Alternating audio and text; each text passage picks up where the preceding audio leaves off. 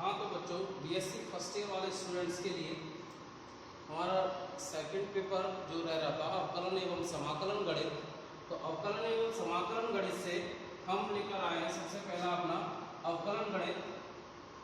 अवकलन गणित में यूनिट फर्स्ट प्रारंभ करते हैं। यूनिट फर्स्ट है आपका पदिक समीकरण। पदिक समीकरण एवं चाप की लंबाई के अवकलज। चाप की लंबाई के अवकलज। अब सबसे पहले इसमें जो आपका पहला टॉपिक आता है वो है आपके ध्रुवीय निर्देशांक। क्या है? ध्रुवीय निर्देशांक। ध्रुवीय निर्देशांक में सबसे पहले हम कोई समतल पर एक बिंदु लेते हैं O।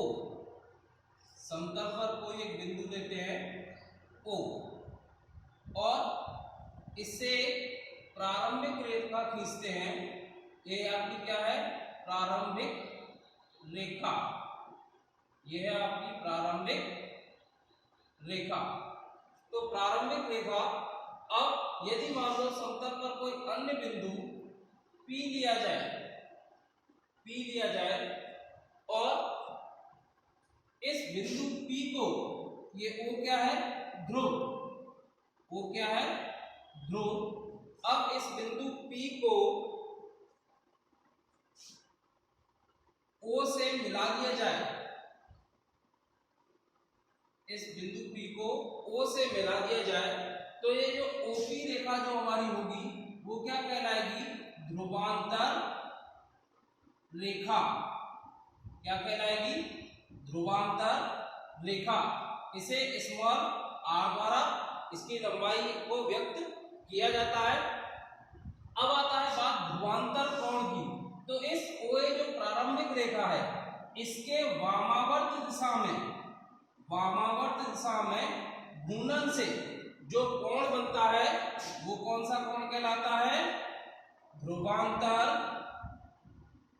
कोण। ध्रुवांतर कोण यानी इस OP रेखा की जो लंबाई है वो आपकी कितनी है? मान लिया हमने स्मॉल r, और इस OA रेखा के वामावर्त दिशा में घूर्णन से। वामावर्त दिशा कौन सी होती है? आप लोग अच्छी तरीके से जानते हो, ये होती है वामावर्त दिशा। ये कौन सी दिशा है? वामावर्त दिशा। और ये वाली कौन सी दिशा होती है? दक्षिणावर्त दिशा। कौन सी दिशा? दक्षिणावर्त दिशा। ये वामावर्त दिशा, ये दक्षिणावर्त दिशा। दक्षिणावर्त दिशा को हम देखें तो दक्षिणावर्त दिशा में सबसे पहले एंटी क्लॉकवाइज डायरेक्शन, यानी वामावर्त दिशा कौन सी होती है? Anti clockwise direction, ACWD। और दक्षिणावर्त दिशा कौन सी होती है? क्लॉकवाइज डायरेक्शन, यानी CWD। यानी ये घड़ी के सुई के घूमने की दिशा है और ये घड़ी के सुई के घूमने की विपरीत दिशा है। तो घड़ी के सुई के घूमने की जो दिशा होगी वो कौन सी दिशा होगी? दक्षिणावर्त दिशा होगी। और घड़ी के विपरीत दिशा में घूमने वाली दिशा कौन सी होगी? वामावर्त दिशा, एंटी क्लॉकवाइज डायरेक्शन। तो हमने क्या कहा यहाँ पर? ध्रुवांतर कोण कब बनेगा? जब ये OA रेखा का भ्रमण या OA रेखा का घूर्णन, OA रेखा का घूर्णन कहाँ होगा? इस जो OP ध्रुवांतर रेखा है इस ध्रुवांतर रेखा की तरफ होगा। और ये कौन सा डायरेक्शन है अपना? वामावर्त दिशा में घुमाया हुआ डायरेक्शन। तो ये जो एंगल हो गया थीटा, ये लंबाई हो गई r। तो इस बिंदु के ध्रुवीय निर्देशांक क्या हो गए? r, theta. P के ध्रुवीय निर्देशांक क्या हो गए? r, theta. अब नेक्स्ट आता है कार्तीय तथा ध्रुवीय निर्देशांकों में परस्पर संबंध कार्तीय तथा ध्रुवीय निर्देशांकों में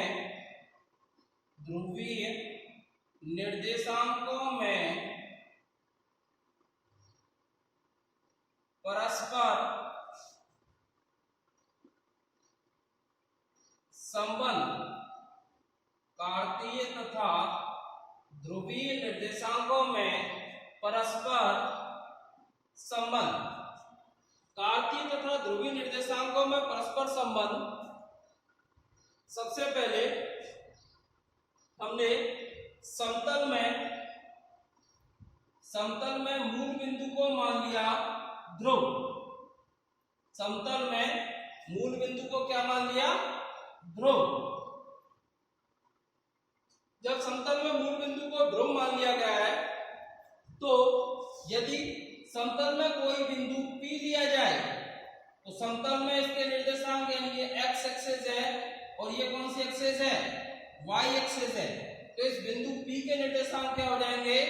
x, y। अब बिंदु P को O से मिलाने वाली रेखा कौन सी रेखा कहलाती है? अभी मैंने बताया आपको कौन सी है? ध्रुवांतर रेखा।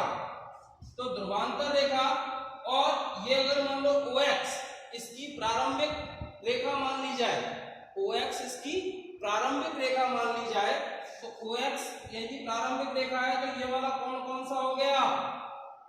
ध्रुवांतर कोण थीटा।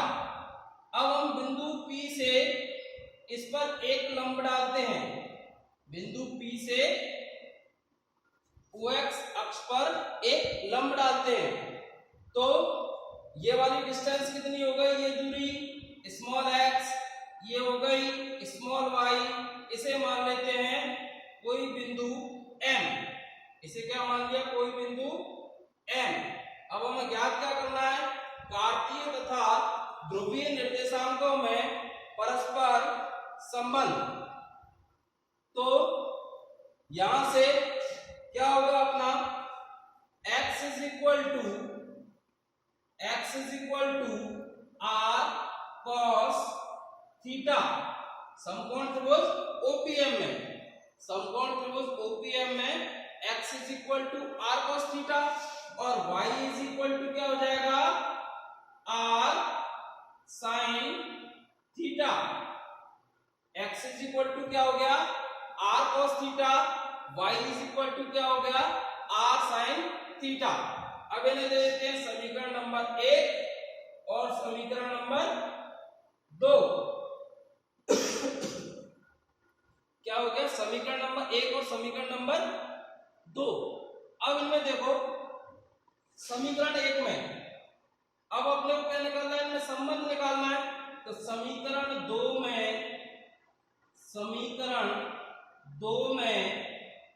समीकरण 1 का भाग देने पर, समीकरण 2 में समीकरण 1 का भाग देने पर, देना जरा भाग। यहां तो क्या? y अपॉन x, यहां हो गया r sin theta upon r cos theta. r sin theta upon r cos theta. r से ये r कैंसिल, तो ये हो गया y अपॉन x बराबर tan theta. y upon x बराबर tan थीटा। तो theta is equal to tan inverse y upon x। यानी एक संबंध तो हमारे पास ये निकल के आ गया। थीटा क्या है? ध्रुवीय निर्देशांक है। y और x क्या है? कार्तीय निर्देशांक है। तो ध्रुवीय निर्देशांक और कार्तीय निर्देशांकों में संबंध क्या निकल के आ गया? Theta is equal to tan inverse y upon x।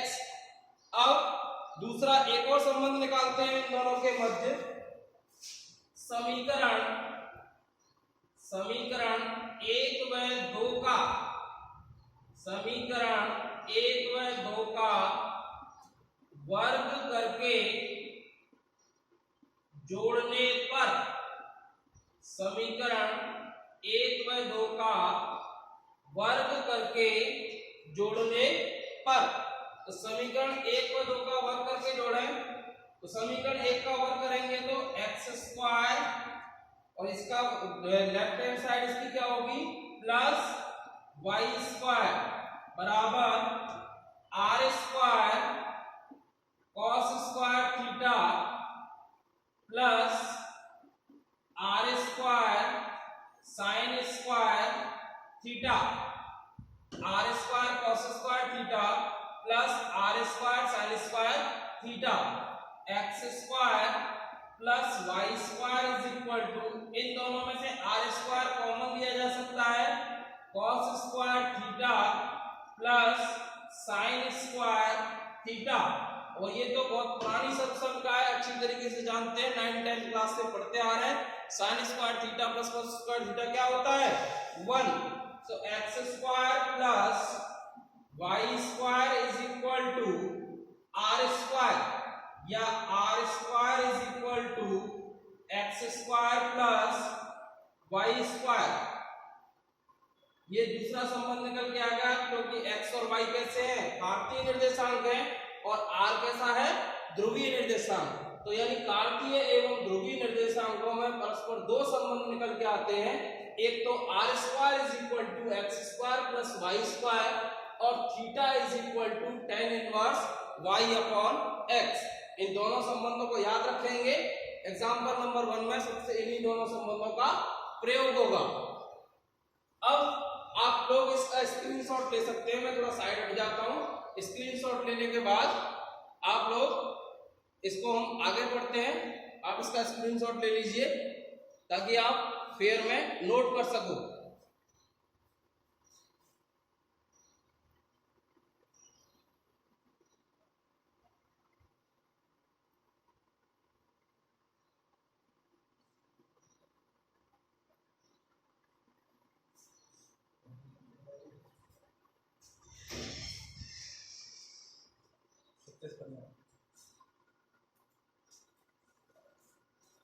अब नेक्स्ट इसके आगे हम चलते हैं।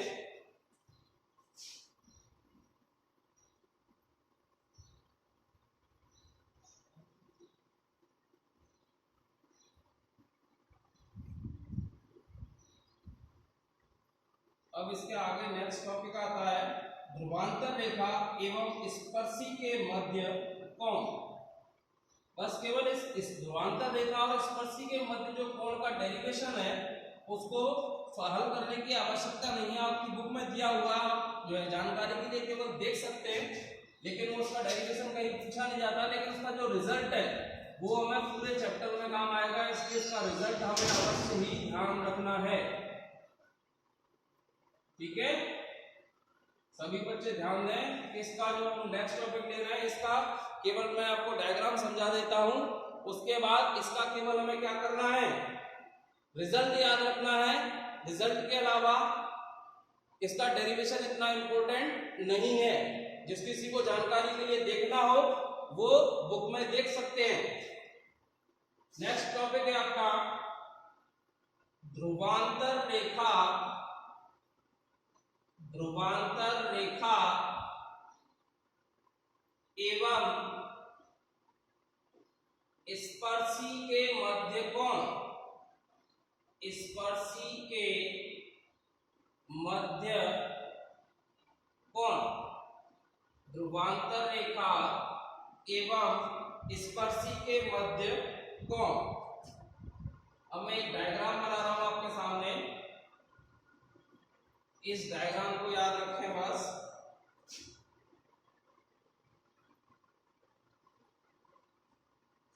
ये हो गया आपका एक वक्र ले लिया, ऐसे थोड़ा सा ऐसे लेते हैं ताकि ये स्पर्शी आसानी से खींची जा सके। अब ये हो गई अपनी एक स्पर्शी, स्पर्शी जानते हो वही स्पर्श रेखा है और कुछ नहीं है स्पर्शी।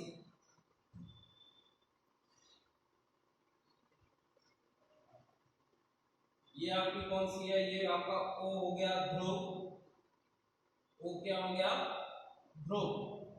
और ये हो गई आपकी, यहाँ कोई बिंदु ले लिया P, इसके निर्देशांक के लिए r, थीटा, और ये स्पर्शी इस OX एक्स को मान लेते हैं किसी T' बिंदु पर मिल रही है। अब ये जो आपका एंगल है, ये जो कोण है, ये कोण कौन सा है आपका? ध्रुवांतर कोण, ध्रुवांतर कोण थीटा, और इसकी लंबाई क्या हो गई आपकी? Small r। अब जो ये जो एंगल है ये वाला, कौन सा एंगल?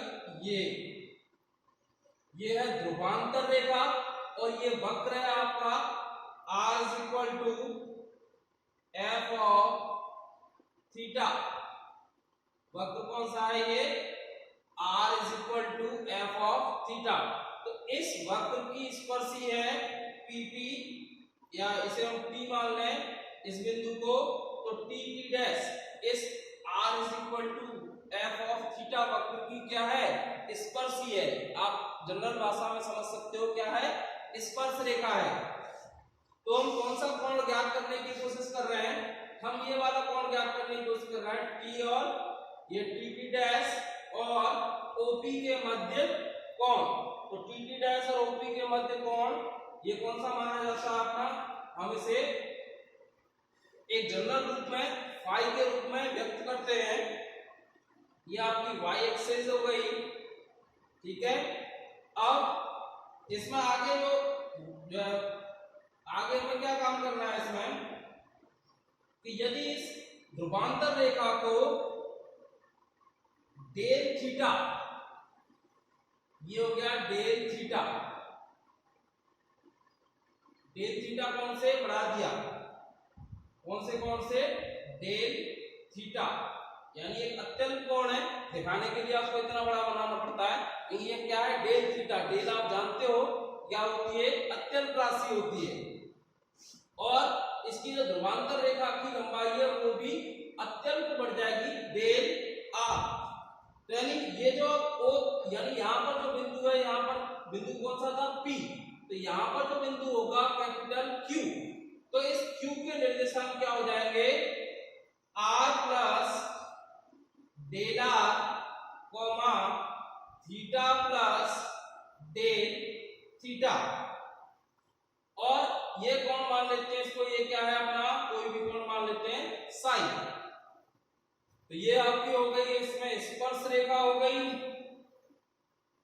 स्पर्श रेखा। और ये कौन सी हो गई? ध्रुवांतर रेखा। कौन सी हो गई ये? ध्रुवांतर रेखा। अब सबसे इंपॉर्टेंट इसका रिजल्ट क्या है? इसका रिजल्ट कि किसी भी वक्र की स्पर्शी और ध्रुवांतर रेखा के मध्य कोण में जो संबंध होता है वो होता है tan phi। tan phi is equal to r d theta dr, r dot d theta dr। ये वेरी इंपॉर्टेंट फॉर्मूला है, आप इसे ऐसे फॉर्मूला याद रखें। किसी भी वक्र की ध्रुवांतर रेखा एवं वक्र की स्पर्शी के मध्य कोण को हम कैसे याद रखेंगे? tan phi is equal to r dot d theta dr। Very important formula, आप इसका स्क्रीनशॉट ले सकते हैं आपको समझने के लिए। बाकी ये कर्व मैंने आपको समझा के बता दिया है, बाकी इसके कर्व की आपको इतनी आवश्यकता नहीं है। आपको आवश्यकता है तो सिर्फ इस रिजल्ट की, जो कि आपके सामने लिखा हुआ है, tan phi is equal to r dot d theta dr।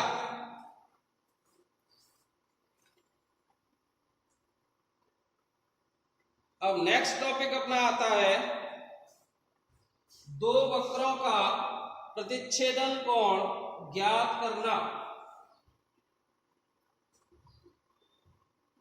दो वक्रों का प्रतिच्छेदन कोण ज्ञात करना।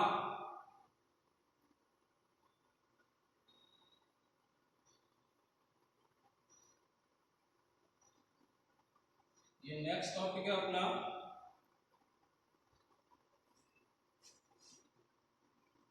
दो वक्रों का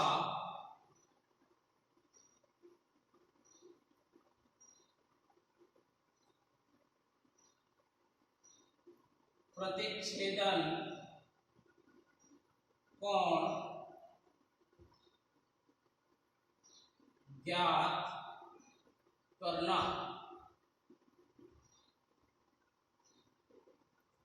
एक लाइन खींच के देख लेता हूं यहाँ पे कि कहां तक ये वीडियो में आ रही है, ताकि इससे हम उधर कुछ ना लिखें, ताकि आपको वीडियो क्लियर मिलती रहे।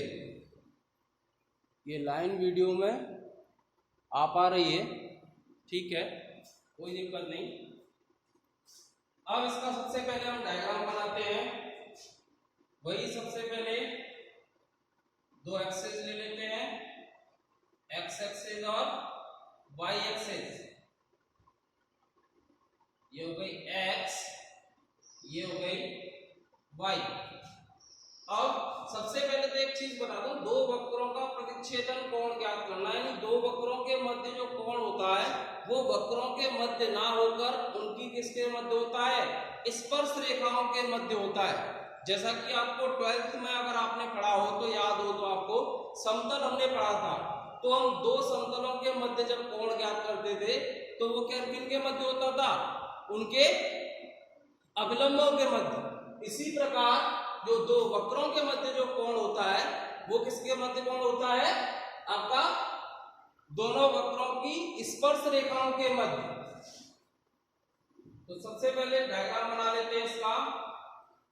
ये दो वक्र ले लिए, ये हो गया एक वक्र, ये ले लिया, ध्रुवांतर रेखा बना लेते हैं इनकी।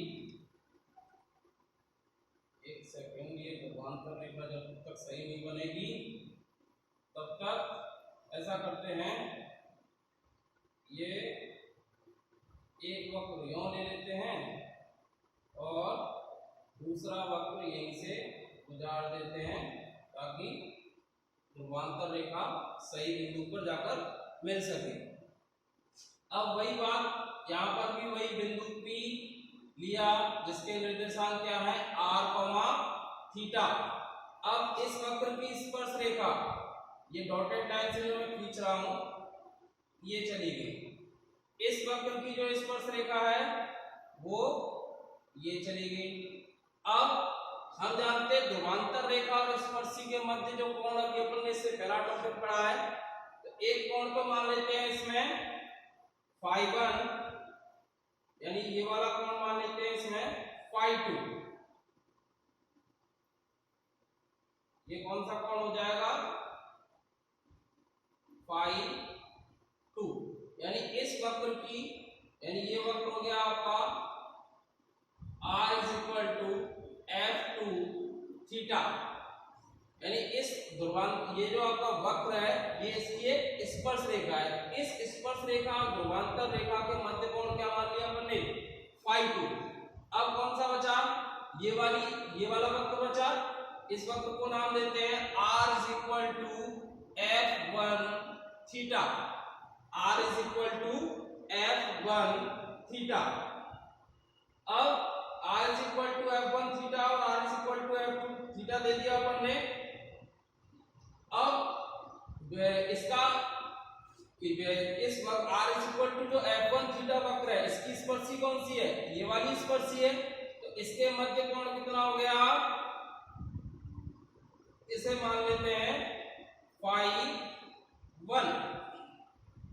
अब हमें ये कोण निकालना है, ये वाला कौन सा कोण निकालना है, इन दोनों स्पर्शियों के मध्य कोण, यही तो हमें निकालना है, दो वक्रों का प्रतिच्छेदन कोण ज्ञात करना।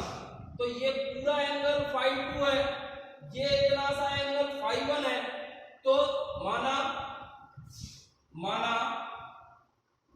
दोनों वक्रों के मध्य, माना दोनों वक्रों के मध्य प्रतिच्छेदन कोण, माना दोनों वक्रों के मध्य प्रतिच्छेदन कोण कितना है, फाई। दोनों वक्र कौन कौन से हैं अपने पास, r is equal to f1 theta और r is equal to f2 theta. ये समीकरण नंबर 1 और ये समीकरण नंबर 2। माना दोनों वक्रों के मध्य प्रतिच्छेदन कोण क्या है, फाई। तो आप डायग्राम को देख के बता सकते हो क्या कि फाई का मान कितना होगा। सिंपल सा है, ये पूरा फाई 2 है, इतना सा फाई 1 है, हमें ये वाला कोण देखना है। तो पूरे फाई 2 में से अगर ये फाई 1 घटा देंगे तो ये वाला कोण बच जाएगा कि नहीं बच जाएगा, बिल्कुल बच जाएगा। तो phi is equal to phi 2 minus phi 1, phi 2 minus phi 1, phi is equal to phi 2 minus phi 1। अब नेक्स्ट यदि हम इसको इस तरीके से ले लें कि दोनों तरफ का tan लेने पर, तो दोनों तरफ का tan लेंगे तो tan phi is equal to tan of phi 2 minus phi 1। आपकी बुक में ये phi is equal to phi 1 minus phi 2 दिया हुआ है, तो उससे कोई फर्क नहीं पड़ेगा। क्यों? क्योंकि हम जो है वक्र को अगर उसको हम जो है f1 थीटा ले लेंगे तो ये फाई 1 माइनस फाई 2 हो जाएगा। यदि हम इसको f1 थीटा ले लें और इसको f2 थीटा ले लें तो ये क्या हो जाएगा, फाई 1 माइनस फाई 2 हो जाएगा। और अगर आपको कंफ्यूजन नहीं हो तो मैं भी ऐसा ही कर देता हूं, जैसे बुक में है, इसको लेते हैं r is equal to f1 theta और r is equal to f2 theta. तो ये क्या हो जाएगा, कोण फाई 2 हो जाएगा और ये वाला कोण कौन सा हो जाएगा, फाई 1। तो अब आपकी बुक के अनुसार फाई इज इक्वल टू क्या हो जाएगा, फाई 1 माइनस फाई 2। ठीक है, तो tan phi is equal to phi 2 minus phi 1 minus दोनों तरफ का टेंजेंट लेने पर तो ये क्या हो गया, फाई 1 माइनस फाई 2। यहाँ क्या किया हमने, दोनों तरफ का टेंजेंट लेने पर, दोनों तरफ का टेंजेंट लेने पर, दोनों तरफ का टेंजेंट लेंगे तो tan phi is equal to tan of phi 1 minus phi 2। अब जो है सबसे सिंपल फॉर्मूला अपन 12th क्लास में पढ़ के आए हैं, tan of a minus b, tan a minus tan b upon 1 plus tan a tan b। तो tan phi is equal to tan phi is equal to tan phi 1 minus tan phi 2 upon 1 plus tan phi 1 tan phi 2। tan phi is equal to tan phi 1 minus tan phi 2 upon 1 plus tan phi 1 into tan phi 2, या tan phi is equal to, अगर tan phi 1 को L1 मान लें, इसको tan phi 2 को L2 मान लें, तो क्या हो जाएगा, L1 minus L2 upon 1 plus L1 into L2। अब जहां L1 is equal to tan phi 1 is equal to क्या होगा, r dot D theta D R. ये किसके लिए होगा, वक्र एक के लिए, वक्र एक के लिए, तथा L2 is equal to tan phi 2 is equal to r dot D theta D R. ये किसके लिए होगा, वक्र 2 के लिए। किसके लिए होगा, वक्र 2 के लिए। ये हो गया अपना नेक्स्ट टॉपिक, दो वक्रों का प्रतिच्छेदन कोण ज्ञात करना। अब आप इसका नोट्स बनाने के लिए स्क्रीनशॉट ले सकते हैं। मैं हट जाता हूं थोड़ा सामने से।